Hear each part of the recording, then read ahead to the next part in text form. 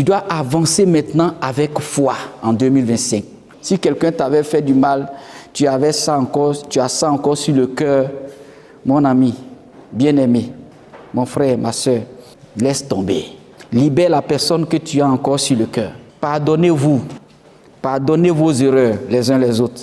Laissez derrière vous ce qui est passé. Débarrassez-vous de l'amertume, du doute, des peurs. Laissez tout ça et marchez dans la foi en Dieu. Il ne faut pas prendre bagage de 2024 là encore, tu as déposé sur ta tête en 2025. Il y a des bagages là, c'était en 2024, laisse-les là-bas. Tu as fait par là-bas à quelqu'un, vous ne vous parlez pas, tu es rentré dans 2025 là, pardon. Il faut parler avec la personne. Il faut aller demander pardon. Même si la personne ne vient pas vers toi, toi va vers elle. Libère-toi. Enlève l'amertume de ton cœur. S'il y a quelqu'un qui t'a fait du mal, et puis c'est encore sur ton cœur, tu ne veux pas pardonner, tu ne peux pas réussir ton année. Tu vas chercher, tu vas avoir maladie. Parce qu'il y a des trucs qui créent des maladies dans le cœur, des maladies dans la vie des personnes.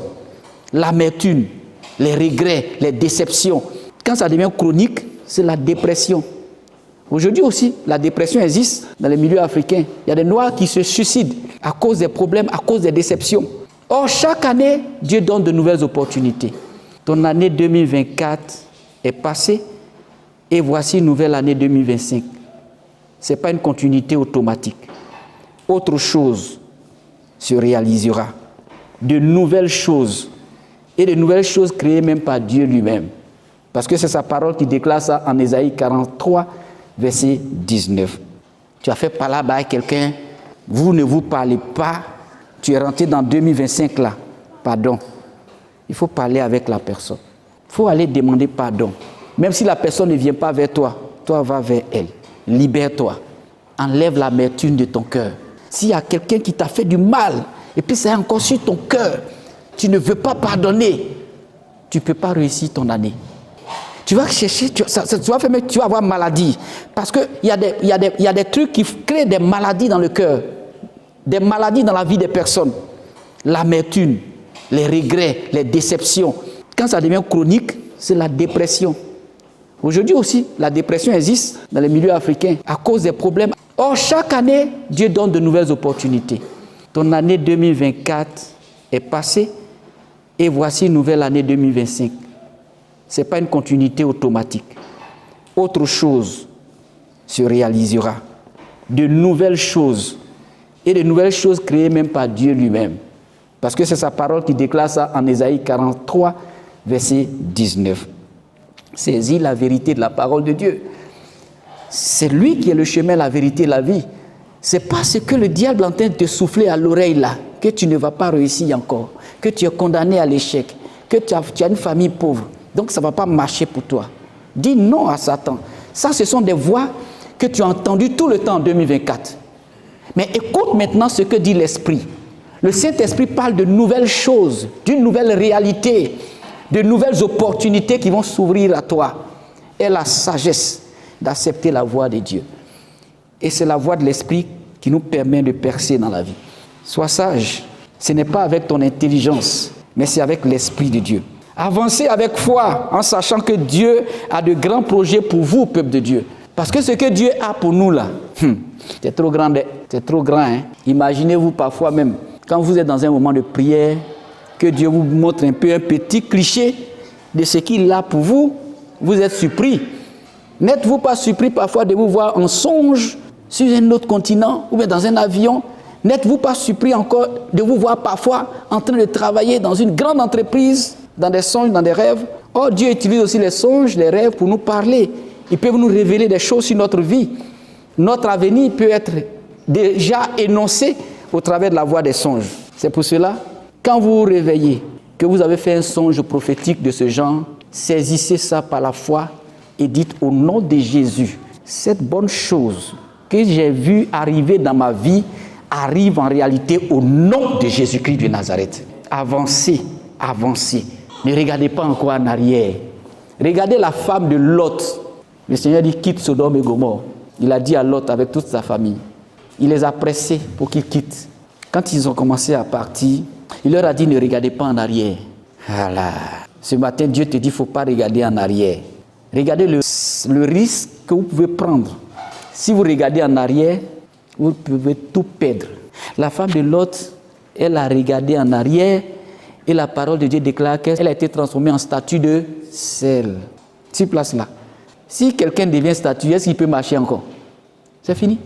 C'est-à-dire qu'elle est morte, elle est restée sur place et puis elle est devenue statue de sel. Ceux qui n'ont pas regardé en arrière ont continué d'avancer, ils sont sortis de Sodome et Gomorrhe et Sodome et Gomorrhe a pris feu derrière. Mais ceux qui ont regardé en arrière, la femme de Lot, elle a été transformée en statue de sel. Dieu ne veut pas que tu regardes en arrière. Regarde maintenant par la foi. 2025 qui est devant toi. Le meilleur là, c'est devant. Ce n'est pas le passé. C'est la nouvelle page. Nouvelle page, saisie maintenant par la foi. Avance.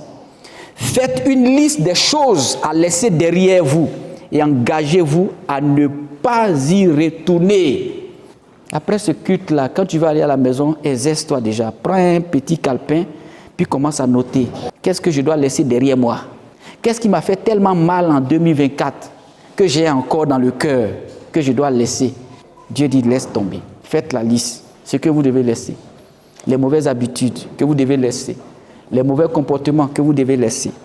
Faites cette liste et engagez-vous à ne pas retourner encore prendre ce que vous devez laisser. Voilà, peuple de Dieu, la deuxième clé. Et pour finir, je vais vous révéler la troisième clé. Engagez-vous maintenant à marcher dans l'obéissance. Il est écrit dans Jean 15, verset 7, ceci. Si vous demeurez en moi et que mes paroles demeurent en vous, demandez ce que vous voudrez et cela vous sera accordé. Qu'est-ce que tu veux ce matin? Qu'est-ce que tu veux concernant ton année 2025? Quelle est la bénédiction que tu recherches? Quelle est la grâce particulière? Quel est le projet que tu veux que cela aboutisse au cours de cette année 2025? Voici une clé. Ton engagement à marcher dans l'obéissance. Si tu t'engages à marcher dans l'obéissance à Dieu, Dieu dit dans sa parole, si vous demeurez en moi et que mes paroles demeurent en vous, demandez ce que vous voudrez et cela vous sera accordé. Donc si tu as un projet, si tu fais une demande à Dieu, que tu demeures dans l'obéissance, dis-toi quand tu pries là, ce que tu as déjà demandé là, c'est déjà accordé. Et tu vas voir ça s'accomplir. Le temps de la réalisation appartient maintenant à Dieu. Mais quand tu es dans l'obéissance à sa parole, tu ne crains même pas. Alléluia. Et le Seigneur nous demande d'obéir. Obéir à Dieu est la clé de la réussite spirituelle et matérielle. Si tu obéis à Dieu, si Dieu t'a parlé, que tu as obéi, tu vas réussir non seulement spirituellement, mais matériellement. Parfois, Dieu nous dit des choses. Dieu nous révèle des choses à faire, mais on n'obéit pas. On remet toujours à demain. Il dit, fais ça pour moi. Bon, ça va attendre un peu. Pardon. Évite la procrastination au cours de l'année 2025. La procrastination, c'est le fait de remettre à demain quelque chose que Dieu te dit de faire maintenant. Ce que tu dois faire maintenant, là, tu dis, bon, demain j'ai fait. Marche dans l'obéissance maintenant. Engage-toi à marcher dans l'obéissance. Et tu vas voir que c'est la clé de la réussite spirituelle et matérielle. Marcher dans l'obéissance, c'est vivre selon les commandements de Dieu et puis lui faire confiance. Même quand ça semble difficile, tu fais confiance en Dieu, tu vis selon ses commandements. Fixer des objectifs alignés aux principes bibliques. 2025, c'est là où on donne encore de nouveaux objectifs. Tout est fait maintenant sur la base d'objectifs. Avant d'atteindre le résultat, avant d'évaluer le résultat, tu te fixes d'abord des objectifs. Où je veux arriver en 2025? Qu'est-ce que je veux atteindre? Quel est mon objectif en 2025? Qu'est-ce que je veux faire, que je dois réaliser? Quel exploit je veux réaliser en 2025 que je n'ai pas réalisé en 2024? Voilà des objectifs. Quelle priorité dans ma vie? Qu'est-ce que je dois améliorer maintenant dans ma vie? Il faut vous fixer des objectifs, peuple de Dieu. Et que ce soit des objectifs qui sont en phase avec la volonté de Dieu. Si vous avez fixé des objectifs en vous alignant sur les principes bibliques, vous allez voir que le Seigneur va vous aider. Mettez Dieu en priorité. Que ce soit dans vos finances, que ce soit dans votre famille, que ce soit dans vos relations. Il faut que Dieu soit prioritaire. Dieu peut être priorité dans tes finances. Alléluia. Regardez par exemple les dîmes, les offrandes. Parfois, on n'a pas beaucoup d'argent. Et donc, quand on vient à l'église, on calcule tellement. Oh, Dieu nous donne parfois quelques petites ressources, des revenus, mais on ne met pas de côté quelque chose. C'est que donner sa dîme aussi, c'est faire confiance à Dieu. C'est inviter Dieu dans ses finances. Pour dire, Seigneur, j'ai eu 1000 francs, mais dans les 1000 francs là, je t'apporte 100 francs, simplement. Oh, lui, il a l'or et l'argent. Si tu donnes quelque chose à Dieu, ça va te revenir. Les actes qu'on pose pour Dieu, regardez comment en retour, le Seigneur multiplie ça en grâce et en bénédiction pour nous donner, peuple de Dieu. Le salut, il est gratuit, mais la bénédiction, elle est payante. Nos petits gestes, les comportements qu'on améliore, quand Dieu voit qu'on fait des efforts maintenant, soit pour venir à l'heure, pour être régulier, pour être constant, pour être fidèle, il dit, ah, mon fils là, il commence à bouger. Bouger pour les choses du royaume. Et en retour, il multiplie les grâces et les bénédictions dans notre vie. Avançons par la foi. Engagez-vous maintenant à marcher dans l'obéissance. Mettez Dieu en priorité. Engagez-vous à marcher par l'esprit et non par la chair. Vous pouvez par exemple rédiger un plan d'action spirituelle pour 2025. On pose les grandes lignes de ce qu'on veut faire, des actions qu'on veut poser, en incluant dans ce plan-là les domaines où vous voulez grandir dans l'obéissance. Vous pouvez dire par exemple, moi je veux grandir dans l'obéissance, je veux grandir dans la prière, je veux améliorer ma vie de prière. Donc ça, cette année 2025, il faut que j'améliore ça. Vous pouvez prendre par exemple un domaine quelconque, une faiblesse que vous voulez en tout cas enlever. Vous dites bon, je vais améliorer ma vie spirituelle sur ce point-là. Et puis au fur et à mesure, tous ces domaines-là, vous les présentez à Dieu. Vous commencez à faire des efforts en demandant au Saint-Esprit de vous aider. Voilà donc des efforts dans l'obéissance.